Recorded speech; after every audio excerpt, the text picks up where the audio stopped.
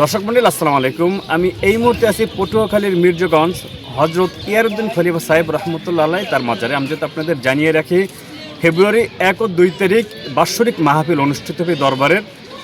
কিন্তু পবিত্র রমজান মাসকে কেন্দ্র করে 2026 এবং 2027 সাল এই 2 বছর ফেব্রুয়ারি মাসে এই মাহফিল অনুষ্ঠিত হবে বলে জানিয়েছেন দরবার কমিটির যিনি পরিচালনা পর্ষদের সাধারণ সম্পাদক আছেন ফয়সাল মল্লিক।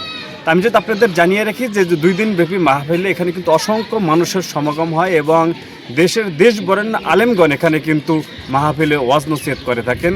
তো আপনারা যারা মির্জাগঞ্জে মাহফিলে আসবেন তারা কিন্তু ফেব্রুয়ারির 1 ও 2 তারিখ রবি এবং সোমবার কিন্তু দরবারে মাহফিল অনুষ্ঠিত হবে।